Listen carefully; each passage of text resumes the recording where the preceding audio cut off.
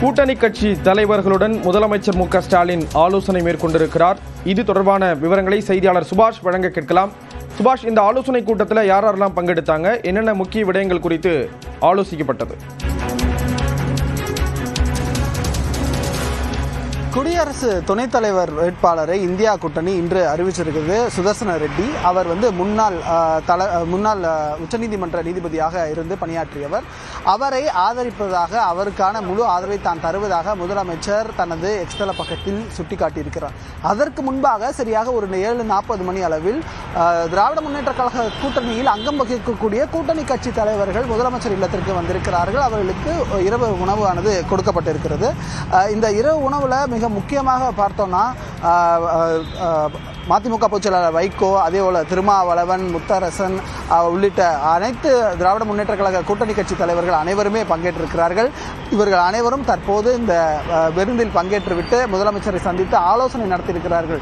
நாம் ஏன் ஆதரிக்க வேண்டும் என்ற ஒரு நிலைப்பாட்டை அவர்கள் சொல்லியிருக்கிறார்கள். அதே போல முதலமைச்சரும் அதில் பல தகவல்களை அவர்களிடம் கேட்டிருக்கிறார். நாம் ஆதரிப்பது எதன் அடிப்படையில் ஆதரிப்பது என்றெல்லாம் பல்வேறு கேள்விகளும் பல்வேறு விவாதங்களும் இதில் நடைபெற்றிருக்கிறது. அதன் இறுதியாகத்தான் முதலமைச்சர் தனது எக்ஸ்தல பக்கத்தில் ஆதரிப்பதற்கான அந்த முக்கியமான விஷயத்தையும் பதிவிட்டிருக்கிறார். குடியரசுத் துணை குடியரசுத் தலைவராக இருக்கக்கூடிய அவர் ஏற்கனவே நீதிபதியாக இருக்கும் பொழுது சமூக நீதியை காத்தவர் என்றையும் சுட்டிக்காட்டியிருக்கிறார். அதே போல நீட் விலக்கு கீழடி தொன்மையான ஏற்றுக்கொள்ள அங்கீகாரம் அளிப்பதை மத்திய அரசு மறுப்பதாகவும், ஆகவே பாஜக அரசு தமிழ்நாட்டுக்கு அநீதி இழைத்து வருகிறது, ஆளுநர் மூலமாக இணை அரசாங்கம் நடத்துகிறது என்ற ஒரு குற்றச்சாட்டையும் வைத்திருக்கிறார் தமிழ்நாடு முதலமைச்சர். அப்படி இருக்கக்கூடிய சூழ்நிலையில் கண்டிப்பா இந்த ஆலோசனை அப்படிங்கிறது ரொம்ப முக்கியமானது. கூட்டணி கட்சிகள் தொடர்பான அந்த புதிய கூட்டணி கட்சிகள் சேர்ப்பது தொடர்பான அந்த ஆலோசனை அப்படிங்கிறது எந்த அளவில் இருந்தது, எந்த விஷயங்கள் குறித்தெல்லாம் பேசப்பட்டுச்சு? நிச்சயமாக நம்ம பார்த்துட்டு இருக்கோம். தேமுதிக எல்லாம் ரொம்ப இணக்கமாக இருக்கிறார்கள். அவங்க எல்லாமே கூட்டணிக்கு வரலாமா, அப்படி கூட்டணிக்கு வரும்பொழுது இந்த சீட் ஷேரிங்ல கொஞ்சம் ஏற்கனவே இருக்கக்கூடிய கட்சிகளுக்கு குறைவ வாய்ப்பு இருக்கு. அதே போல திராவிட முன்னேற்ற கழகமும் தன்னுடைய சீட்ல இருந்து கொஞ்சம் கொடுக்க வேண்டியது இருக்கும். இது எல்லாத்தையும் கலந்து பேசிட்டு இருக்கலாம். அதே போல வேற ஏதாவது சில கட்சிகள் மன வருத்தத்தில் இருக்கிறாங்களோ இல்லை அதை சரி செய்து அவங்களையும் கூட்டணிக்குள்ள வர வைப்பது, இப்படி எல்லாமே பலதரப்பட்ட விஷயங்கள் இந்த ஆலோசனை கூட்டத்தில் பேசப்பட்டிருக்கிறது.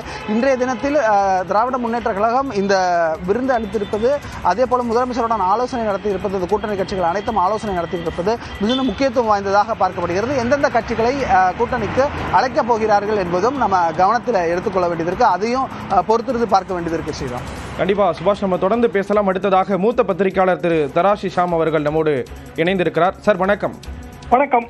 கூட்டணி கட்சி தலைவர்களோட முதலமைச்சர் ஆலோசனை மேற்கொண்டிருக்கிறார். கூட்டணியில் புதிய கட்சிகளை இணைப்பது தொடர்பாக இந்த ஆலோசனை மேற்கொண்டதா சொல்லப்படுது. உங்களுடைய முதல் கட்ட பார்வை? ஒரு கூட்டணியை திறம்பட நடத்துவதிலே திரு ஸ்டாலின் அவர்கள் சாதுரியமாக செயல்படுகிறார். சில இடங்களிலே அவர் கலைஞரை விட கூட அவுட்ஸ்டாண்டிங் என்றுதான் சொல்ல வேண்டும். இத்தனை வருடங்களாக ஒரே கூட்டணியை மெயின்டைன் செய்வது இன்றைய வாக்கரசியல் ரொம்ப ரொம்ப கடினம். ஏனென்றால் கூட்டணி கட்சிகளுக்கு அபிலாஷைகள் ஜாஸ்தி, ஆசைகள் பெருகிக் கொண்டே போகும். அதிக சீட்டுகள் வேண்டும், வசதியான இடங்கள் வேண்டும். இப்படி கூட்டணி கட்சிகளை எல்லா முடிவுகளுக்கும் அரவணைத்து செல்கிறார். ஒரு முடிவு எடுப்பதாக இருந்தால், உதாரணமாக வைஸ் பிரசிடென்ட் கேண்டிடேட் யாரை ஆதரிக்க வேண்டும், இந்த முடிவு எடுப்பதற்கு கூட்டணி கட்சிகளை கன்சல்ட் செய்கிறார். கூட்டணி கட்சிகளின் பலத்தை விட திமுகவின் பலம் மிக அதிகம் என்றாலும் அந்த ஆலோசனை கன்சல்டேஷன் ப்ராசஸ் அது நடப்பு அரசியலில் புதிய கூட்டணி கட்சிகள் வரவிருக்கின்றன. பழைய கூட்டணி கட்சிகளிலே முணுமுணுப்பு வரக்கூடாது. காரணம், இருக்கிற 234 சீட்டு அதுல திமுக கூட்டணி கட்சிகளுக்கும் இடங்கள் குறைந்து விடக்கூடாது, அதிகமாக கேட்பார்கள். இவ்வளவு விஷயங்களையும் மனதில் கொண்டுதான் கூட்டணி கட்சிகளை கண்டிப்பாக உள்ளே சேர்ப்பதிலே பழைய கட்சிகளிடையே அதிருப்தி ஏற்படாமல் பார்த்துக் கொள்கிறார்.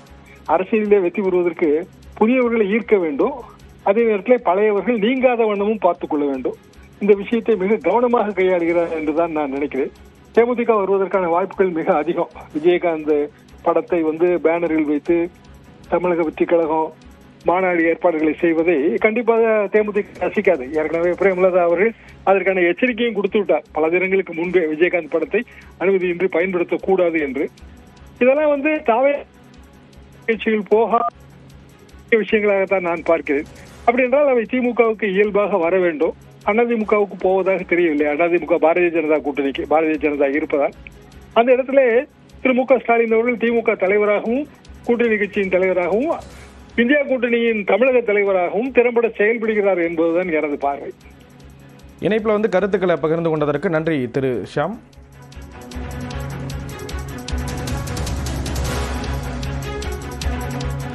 தொடர்ந்து மூத்த பத்திரிகையாளர் திரு பிரியன் அவர்கள் நம்மோடு இணைப்பில் இணைகிறார். அவரிடம் பேசலாம். சார் வணக்கம். சார் வணக்கம். கூட்டணி கட்சிகளோடு முதலமைச்சர் மு க ஸ்டாலின் ஆலோசனை மேற்கொண்டிருக்கிறார். புதிய கட்சிகளை இணைப்பது தொடர்பாக இந்த ஆலோசனை மேற்கொள்ளப்பட்டதாக கூறப்படுகிறது. அதற்கான வாய்ப்புகள் அப்படின்னு இருக்கிறதா பார்க்குறீங்களா?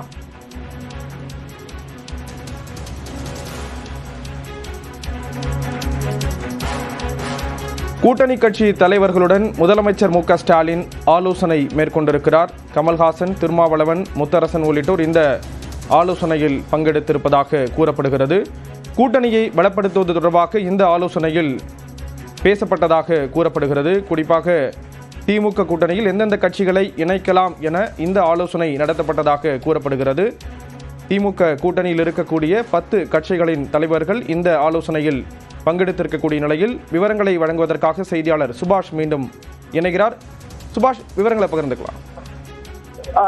இந்த புதிய கட்சிகள் கூட்டணிக்கு வருவது எதை பொறுத்து அமைய போகிறது என்பதை பார்க்க வேண்டும். ஏனென்றால் ஏற்கனவே கூட்டணி எக்ஸிஸ்டிங் கூட்டணியில இருக்கிறவங்க வரப்போறாங்களா அப்படின்றதையும் பார்க்க வேணும். உதாரணத்துக்கு சொல்லணும்னா, இப்போ பாட்டாளி மக்கள் கட்சி 2 பிரிவாக இருக்கிறது. அதே போல மூத்த பத்திரிகையாளர்கள் சொல்வதை போல தேசிய முற்போக்கு திராவிட கழகம் அவங்க என்ன ஒரு முடிவை எடுக்க போறாங்கன்றதும், தேமுதிக என்ன முடிவு எடுக்க போறாங்கன்றதும் மிக முக்கியமான ஒரு விஷயமாக பார்க்கப்படுகிறது. இன்று இந்த விருந்தில் அவங்களுக்கெல்லாம் ஒரு காம்ப்ரமைசிங்கா இருக்கணும். அதே போல அவங்களுக்கு எந்த ஒரு வருத்தமும் வந்துவிடக்கூடாது. அவங்க கேட்கக்கூடிய இடங்களோ இல்ல அவங்க விருப்பக்கூடிய இடங்களோ மாற்ற பரிமாற்றம் செய்து கொள்வதற்கான ஒரு சூழல் நிலவணும். இப்படி எல்லாத்தையுமே உள்ளடக்கிய ஒரு விஷயமாக இருக்கணும்ன்றதுக்காகத்தான் இந்த விருந்து அளிக்கப்படுவதற்கான ஏற்பாடுகள் செய்யப்பட்டிருக்கிறதா தகவல் இருக்கு. அது மட்டும் இல்லாம அடுத்து எதிர்வரக்கூடிய தேர்தலை எப்படி எதிர்கொள்வது, ஏன்னா அதிமுக பாஜகவுடைய கூட்டணி களத்துல வந்து அவங்க பரப்புரை செய்துட்டு இருக்காரு. எடப்பாடி பழனிசாமி இன்று 100வது தொகுதியை கம்ப்ளீட் பண்றாரு. ஸோ நம்மளும் இங்க செய்ய வேண்டிய பணிகள் இருக்கிறது. இந்த கூட்டணி கட்சி சார்பாக அவர்களும் மேற்கொள்ள வேண்டிய பரப்புரைகள் எல்லாம் இருக்கிறது. ஆகவே அதை பற்றி எல்லாமும் கூட இங்க வந்து ஒரு ஓரளா ஒரு விவாதம் நடந்திருப்பதாக பார்க்கப்படுகிறது. அது மட்டும் இல்லாம முதலமைச்சருடைய 50வது திருமண நாள் நாளை வருகிறது. ஆகவே அதற்காகவும் இவர்கள் எல்லாருமே சந்தித்து அவர்களுக்கு வாழ்த்து தெரிவித்ததாக தகவல் இருக்கிறது. ஒட்டுமொத்தமாக இன்றைய நாளில் மிக முக்கியமான ஒரு நகர்வாக முதலமைச்சர் தங்களுடைய கூட்டணி கட்சியினுடைய அனைத்து தலைவர்களையும் அழைத்து அனைவரிடமும் பேசி குடியரசுத் தலைவர் அதே போல புதிய கட்சிகளை கூட்டணிக்கு அழைப்பது போன்ற விஷயங்கள் விவாதித்திருக்கிறார்கள் என்பது தகவலாக தற்போது இருக்கிறது. இது சம்பந்தமாக தொடர்ந்து பேசலாம். இணைப்பிலே இருங்க. தொடர்ந்து மூத்த பத்திரிகையாளர் திரு பிரியன் அவர்கள் நம்மோடு இணைப்பில் இணைந்திருக்கிறார். அவரிடம் பேசலாம். சார் வணக்கம். வணக்கம். கூட்டணி கட்சி தலைவர்களோடு முதலமைச்சர் மு க ஸ்டாலின் ஆலோசனை மேற்கொண்டிருக்கிறார்.